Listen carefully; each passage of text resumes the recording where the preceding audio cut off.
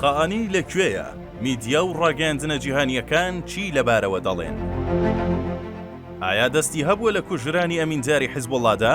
یاخود ئەگەر بریندارە بۆچی ئاوا ونە و هیچی لەبارەوە ناگوترێت؟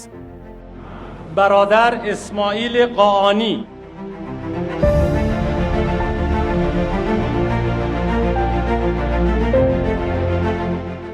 کۆماری ئیسلامی ئێران بە 45 ساڵ تەمەنی دەسەڵاتداری و تەڕاتێنێکی بێشمار لە ڕۆژهەڵاتی ناوەڕاستدا تا ئێستا هەموو شەڕەکانی خۆی لە دەرەوەی سنوورەکانی ئێران و لە ڕێگای میلیشیاکانیەوە کردووە. بۆ ئەمە بەستەش ملیۆنان دۆلاری لە سامانی گشتی وڵاتی ئێران خەرج کردووە. بێگومان هۆکاری ئەم هەموو شەڕ و ئاژاوەیە لە ناوچەکەدا بۆ یەک مەبەستی سەرەکی ڕژێمی ئێران دەگەڕێتەوە، ئەویش بانگەشە کۆنەکەیەتی کە دەمێک ساڵە دەیەوێت بیسەلمێنێت کە ئاسایش و سەقامگیری لە ناوخۆی ئێراندا هەیە و لە ڕووی هەواڵگری و سەربازیەوە تووشی هیچ کێشەیەک نەبووە. کۆماری ئیسلامی ئێران لە میدیا و ڕاگەیاندنەکانیدا هەمیشە سەرنجێک دەخاتە سەر سنوورەکانی و باس لەوە دەکات کە سنوورەکانی پارێزراون. لە ناو هیچ شوێنێکی ئێراندا نەیاری ڕژێمەکە بوونی نییە و چالاکی هەواڵگری و سەربازی ناکرێت. بەڵام ئەگەر سەرنجی ناوەوەی ڕژێمەکە بدەین بۆمان دەردەکەوێت. کۆماری ئیسلامی ئەو دەسەڵاتەش نییە کە بەردەوام باس لە بەهێزبوونی خۆی دەکات.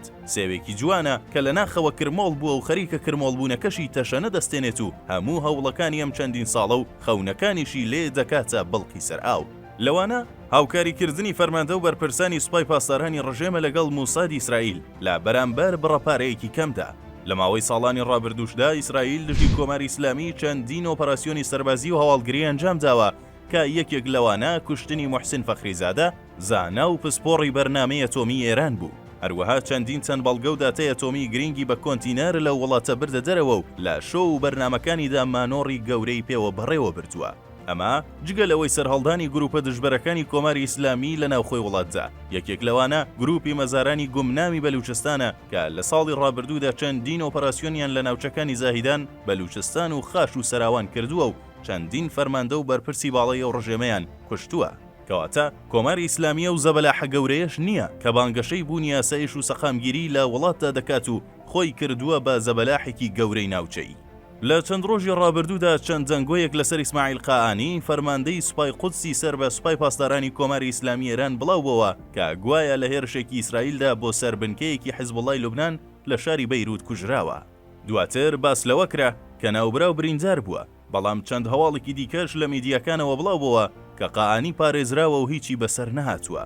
دوای بەدوواداچوونی زیاتر و بەدەستێنانی چەندین زانیاری گرنگ لەسەر قائانی بۆ بەشێکی کەم لە ناوەندە هەواڵگریەکان ئەشکرا بووە کە سێ بەرپرسی باڵای کۆماری ئیسلامی هەواڵ و زانیاریان بە ئەمریکا گەیاندووە کە گوایە قائانی لە ماوەیەدا سێ گەشتی گرنگی بۆ بەغدا و سووریا و لوبنان ئەنجام داوە. ئیسماعیل قائانی فەرماندەی سوپای قودس چەند ڕۆژێک پێش کۆبوونەوە باڵاکەی حەماس و حیزبوڵڵا و ڕژێمی ئێران کە حەسەن نەسڕوڵڵا و ژەنەڕاڵ نیلوفەری فەرماندەی باڵای سوپای پاسداران تێیدا بەشدار بوون، بڕیار بوو کە قائانیش بەشدار بێت لە کۆبوونەوەکەدا. بەڵام ڕۆژێک پێش کۆبوونەوەکە ئاگاداری کردوونەتەوە کە ناتوانێت بەشداری بکات و ڕێک ڕۆژی کۆبوونەوەکەش ئیسرائیل بردومانی شوێنەکانی کرد و نەسڕوڵڵا و نیلوفەری کوژران. هەفتەیەکیش بەر لە تیرۆرکردنی نەسڕوڵڵا بڕیار بوو حەسەن نەسڕوڵڵا گەشتێک بۆ ئێران بکات، بەڵام عەلی خامنەیی پێی ڕاگەیاندووە کە لە ئاستی سەرەوەی بەرپرسانی ڕژێمدا ئیسرائیل دزەی کردوتە ناو ئێران. دواتریش و دوای کوژرانی نەسڕوڵڵا خامنەیی شوێنی مانەوەی خۆی گۆڕی و لە شوێنێکی نادیار و نهێنی نیشتەجێ بوو. گومانەکان لە ئێستادا لەسەرەوەن کە ئیسماعیل قائانی گیرابێت و لەلایەن ڕژێمی ئێرانەوە لە ژێر لێکۆڵینەوەدا بێت. بەڵام لە بەرامبەریشدا میدیا و ڕاگەیاندنەکانی ئیسرائیل باس لەوە دەکەن کە لە بردومانێکی سوپای ئیسرائیلدا بۆ سەر بەیروت کە قائانی لەگەڵ هاشم سەفیەدیندا کۆبوونەوەی هەبووە بریندار بووە. ئەمانە و چەندین ئەگەری دیکە هەیە کە دەری دەخات ئیسماعیل قائانی نەکوژراوە، چونکە ئەگەر کوژرا بە خامنەی لە نوێژی هەینی ئەم هەفتەیەدا لە تاران لانی کەم ئاماژەی پێدەکرد یاخود ڕاگەیاندن و میدیاکانی ڕژێمی ئێران هەواڵەکەیان بڵاو دەکردەوە.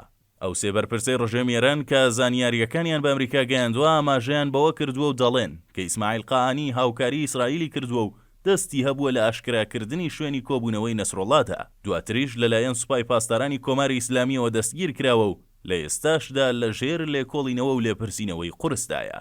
محەممەد مەهدی هیمات کوڕی ئیبراهیم هیمات کە یەکێک لە فەرماندەکانی ڕژێمی ئێرانە و لە شەڕی ئێران و عێراقدا فەرماندەیی کردووە لە تویتێکدا ڕایگەیاندووە کە قائانی زیندووە و لە ئێرانە. هەر چۆنێک بێت درەنگیاز و ڕاستیەکە ئاشکرا دەبێت کە ئایا قائانی چ ڕۆڵێکی هەبووە و ئەویش وەک بەرپرسانی دیکەی ڕژێمی ئێران ئایا هاوکاری ئیسرائیلی کردووە یاخود گومانەکان پوچەڵ دەبنەوە.